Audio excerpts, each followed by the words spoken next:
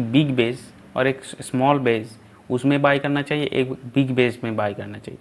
वो दोनों को कंपेयर करेंगे एंड देन समझेंगे कि वहाँ पे कौन सा सही एंट्री होगा। ठीक है, तो चलिए समझते हैं, ये बेसिक से समझते हैं।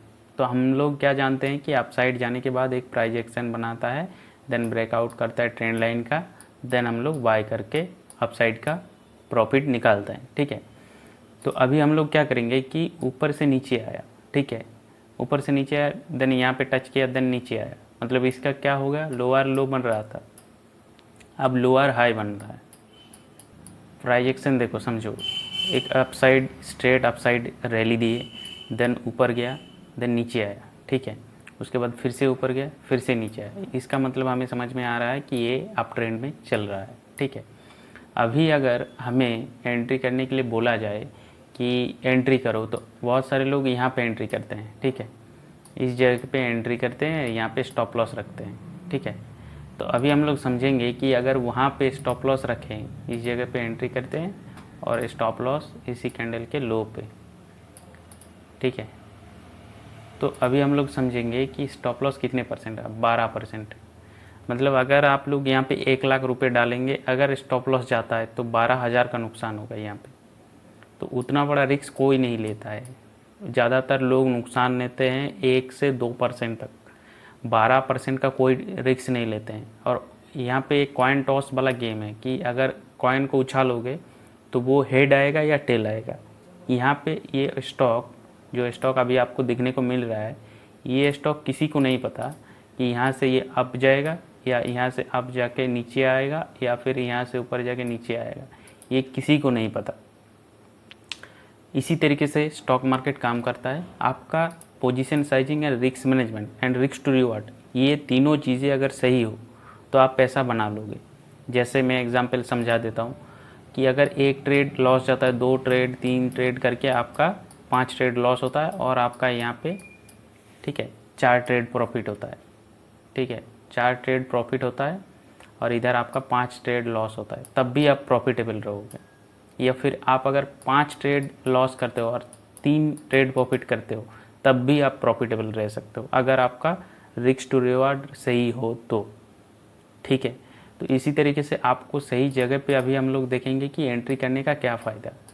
अगर हम लोग इस जगह के आसपास एंट्री लेते, अगर इस जगह के आसपास हम लोग एंट्री लेते, इस जगह पे हमें तो ऑलरेडी पता चल चुका था कि ये नया लो नहीं बना रहा है, नया लो नहीं बना रहा है। ठीक है, ये वाला लो नीचे होना चाहिए था, तब हम लोग डाउन ट्रेंड मानते हैं, बट ये ऊपर हुआ। इसका मतलब हमें समझ में आ रहा है कि मार्केट ऊपर जाना चाह रहा है। ठीक है, तो इस जगह पे एंट्री हुआ, इस जगह पे स्टॉप लॉस, देन इतना बड़ा टारगेट अभी तक। मतलब जब तक वो लोग यहाँ पे एंट्री करेंगे तब तक आप यहाँ पे एंट्री कर चुके होंगे। ठीक है, और ज़्यादातर सभी को पता है कि यहाँ पे ब्रेकआउट पे एंट्री करो, यहाँ पे कंसोलिडेशन रिटेस्ट करेगा, देन ऊपर जाएगा। आप उतना रिस्क लेना ही क्यों है, अगर इतना भी भागता है।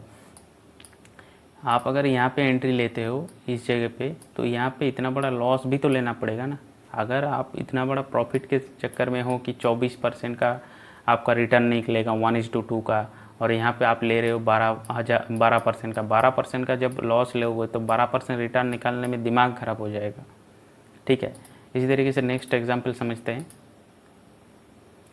तो इधर देखो, इधर हमें क्या देखने को मिल रहा है कि एक नीचे डाउन आया, देन यहाँ पे ऊपर गया, देन नीचे आया, देन ऊपर गया। तो हमें यहाँ पे क्या क्लियर साइन दिख रहा है कि अप ट्रेंड की तरह जा रहा है, अप ट्रेंड। अगर हम लोग इस जगह पे एंट्री लेते तो हमें इतना बड़ा प्रॉफिट होता। ठीक है, और बहुत सारे लोग पूछेंगे कि हम यहाँ पे कैसे पता करेंगे, बोलना तो बोल देते हैं सभी लोग कि यहाँ पे एंट्री लो। देखो, वही तो आपका स्किल है, स्किल आपको वहीं पे लाना पड़ेगा कि आप कैसे सही जगह को आइडेंटिफाई कर पाते हो। वो आपको कोई एआई नहीं बता सकता, कोई आपका मेंटर भी नहीं बता सकता, वो आपको खुद से देखना पड़ेगा चार्ट्स को, देन आप समझ पाएंगे कि कहाँ पे एंट्री लेना सही होगा।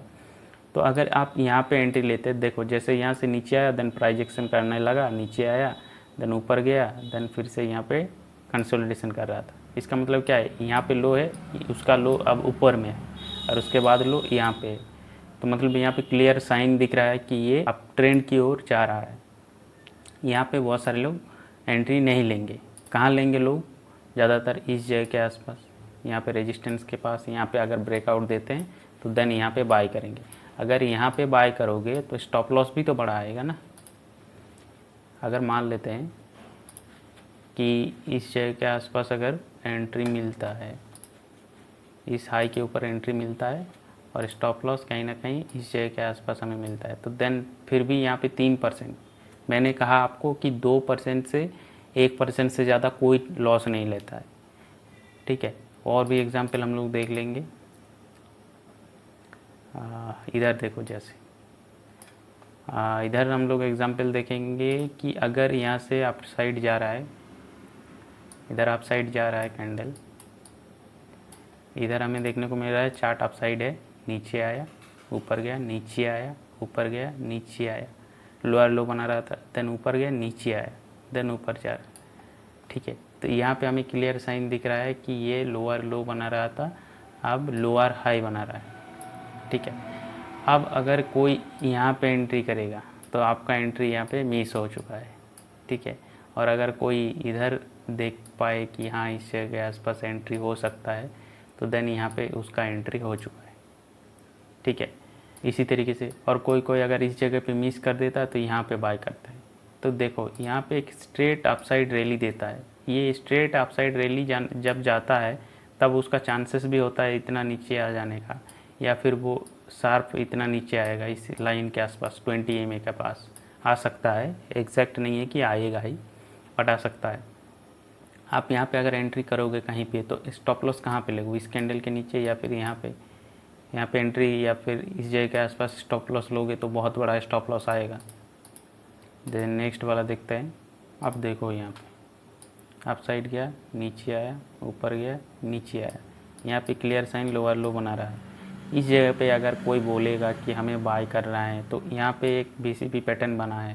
BCP चार्ट खाली ऐसे ऐसे BCP नहीं बनता है, एक कैंडल का भी BCP बनता है, ये इसको भी BCP बोला जा सकता है, ठीक है। ये कैंडल का BCP, एक कैंडल, दूसरा कैंडल, तीसरा कैंडल, इस पर भी तो BCP दिख रहा है ना। ये अगर 10% का है, ये 9% का है, ये 2% का है, तो ये भी तो BCP ही हुआ ना। तो इसी तरीके से यहाँ पे देखो एक ग्रीन कैंडल बना, उसके बाद रेड कैंडल, देन ये ब्रेकआउट होते ही अप साइड रैली दी है, ठीक है। अगर अब बहुत सारे लोग यहाँ पे एंट्री करेंगे, जैसे इस जगह के आसपास, अगर इस जगह के आसपास स्ट्रेट अप साइड रैली आया है, जैसे यहाँ पे देखो, यहाँ पर स्ट्रेट आया है, उसके बाद क्या हुआ, स्ट्रेट नीचे भी गया है। तो इसी तरीके से अगर यहाँ पे बाय करोगे तो ये आप थोड़ा दिखाएगा, देन नीचे आएगा, देन फंस जाओगे। तो आपको सही जगह है आपको एंट्री करने का, जहाँ पे आपका स्टॉप लॉस छोटा है उसी जगह पे ध्यान देना है। जैसे यहाँ पे आया, प्राइस एक्शन लोअर लो बना रहा था, देन यहाँ पे लोअर हाई लोअर लो बना रहा है, तो इस जगह पे कहीं पे अगर एंट्री बनता है तो देन यहाँ पे एंट्री करना चाहिए। आप यहाँ पे अगर एंट्री करोगे तो यहाँ से यहाँ तक 20% का मूव ऑलरेडी हो चुका है, तब जब अगर यहाँ पे बाय करोगे ब्रेकआउट पे तो चांसेस आर वेरी हाई कि नीचे आएगा, ठीक है। तो इसी चीज़ को मैं समझाने की कोशिश कर रहा हूँ। जैसे इस चार्ट को देखो और एक बार देखो, जैसे यहाँ से एक अपसाइड आया, ठीक है, नीचे आया, ऊपर गया, नीचे आया, ठीक है। अब ऊपर गया, देन फिर से नीचे आया, तो यहाँ पे तो क्लियर साइन है कि हाँ यहाँ पे नीचे से अब अप ट्रेंड में आ चुका है, यहाँ पे छोटा कैंडल बना रहा है, तो इस जगह पे अगर एंट्री करते हैं तो देन मूव आ सकता है, तो इतना बड़ा मिलेगा। अगर इस ब्रेकआउट पे एंट्री लेते, अगर इस ब्रेकआउट पे एंट्री करते कोई इस जगह पे, तो 8% का स्टॉप लॉस है। उसी जगह पे अगर इस जगह के आसपास आप अगर एंट्री करते हो तो आपका यहाँ पे 4%, मतलब 8% से 4%, समझो आप। अब नेक्स्ट यहाँ पे भी समझने वाली चीज़ है कि अगर इधर देखो, यहाँ पे नीचे आया, अब मैंने क्या बोला था, स्ट्रेट अप साइड जाने के बाद स्ट्रेट नीचे भी आता है, तो यहाँ पे दिखा वो चीज़, उसके बाद फिर से ऊपर गया, देन फिर से नीचे आया, देन ऊपर गया, देन नीचे आया, देन ऊपर गया, देन इस जगह पे आसपास कंसोलिडेशन करने लगा। हमें देखने को मिल रहा था कि यहाँ पे कंसोलिडेशन कर रहा है, और इस जगह पे अगर एंट्री करता है कोई, ठीक है, तो यहाँ से इतना मूव गया, देन फिर से नीचे आया, तो देन हमें एक पता चल गया कि लोअर लो नहीं बना रहा है, लोअर हाई बना रहा है। तो इस जगह पे आसपास यहाँ पे टाइटनेस देख के, अगर इस जगह के आसपास हम लोग अगर टाइटनेस देख के यहाँ पे बाय कर सकते हैं, और इधर से इतना बड़ा मूव मिल सकता है। और मैंने पहले भी कहा था कि VCB पैटर्न के चक्कर में अगर कोई मतलब ऑल टाइम हाई के चक्कर में कोई बाय करेगा, जैसे इस कैंडल के हाई यहाँ पे और लो यहाँ पे, इतना बड़ा कैंडल का लगभग 10 से 15% का मतलब ऐसे ही आ जाएगा। देखो 11%, 9-10% के आसपास ऐसे ही चला है, ठीक है, 9-10% का SL और इधर नीचे आ रहा है अभी।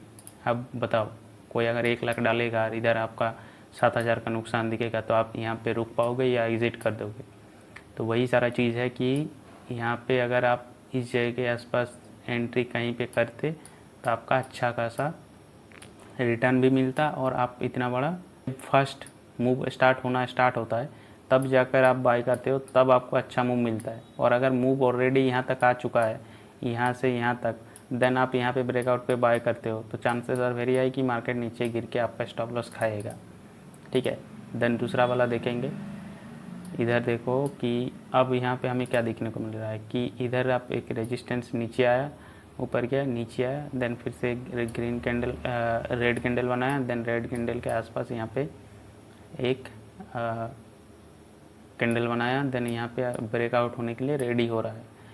तो अगर हम लोग इस ऑल टाइम हाई के आसपास ब्रेकआउट के देखें तो अगर ब्रेकआउट होने के बाद एंट्री लेना चाहिए। तो अगर ब्रेकआउट हो जाता है तो यहाँ से यहाँ तक अप्रॉक्सीमेटली 5-7% का स्टॉप लॉस आएगा।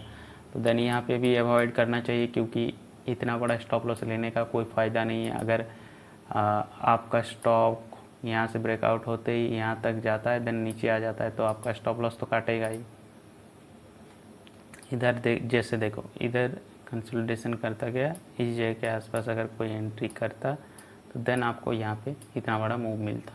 इतना बड़ा मूव मिलने के बाद अगर यहाँ पे स्ट्रेट अप साइड जाने के बाद अगर कोई यहाँ पे एंट्री करता है, देन इतना बड़ा लॉस ले सकता है, जो मैंने पहले बताया थे आप लोगों को। तो इसी तरीके से आपको सही जगह को आइडेंटिफाई करना पड़ेगा कि किस तरीके से आपको बाय करना है। जैसे यहाँ पे अगर कोई आता है, इस तरीके से आने के बाद फिर से एक लो लगाता है, देन यहाँ पे अगर हो सकता है तो देन हम लोग यहाँ पे ट्राई कर सकते हैं। बट हम लोग इसको डायरेक्टली ब्रेकआउट होगा तो इस पे नहीं जाएंगे, क्योंकि इस जगह पे जाने के बाद हमें बड़ा लॉस देखने को मिलेगा, ठीक है। तो आशा करते हैं आप लोगों को समझ में आ चुका है कंप्लीट डिटेल्स। तो इतना ही। अगर आप लोगों को अच्छा लगे तो वीडियो को एक लाइक कर देना एंड चैनल को सब्सक्राइब कर लेना इसी तरीके का वीडियो पाने के लिए। तो चलिए